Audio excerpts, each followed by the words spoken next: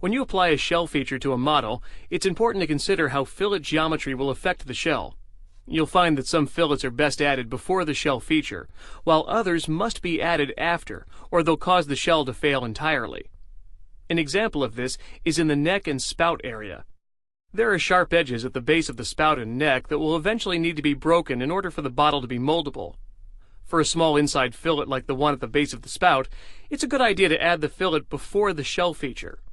This will result in a nicely rounded edge on the inside of the hollow bottle. I'll add a 0.05-inch constant radius fillet to this edge. I have a similar situation with an inside fillet around the base of the label inset. I'll add a 0.01-inch constant radius fillet on both sides of the bottle.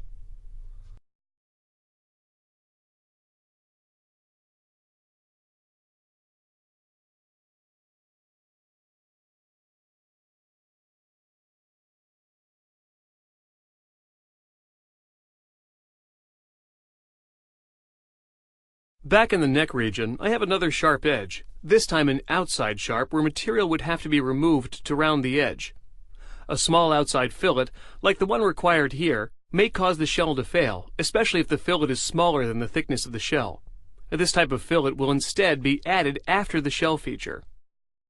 Beyond whether an edge requires an inner or outer fillet, there is something else to consider before adding more fillets.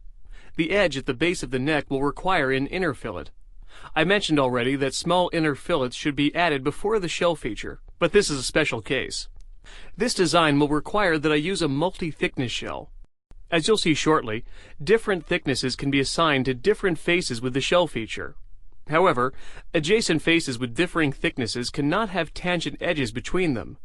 This means adding a fillet now would prevent me from assigning different thickness to the body and the neck. For this reason, this edge will remain sharp until after the shell feature is applied. I can now move on to applying the shell feature. The shell feature toolbar button can be found on the Features toolbar or through the menus at Insert, Features, Shell.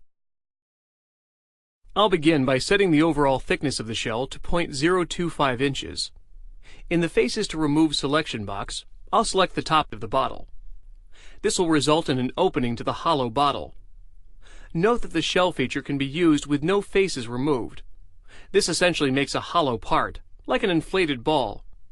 This method is valid for a relatively limited number of manufacturing processes, most notably rotomolding.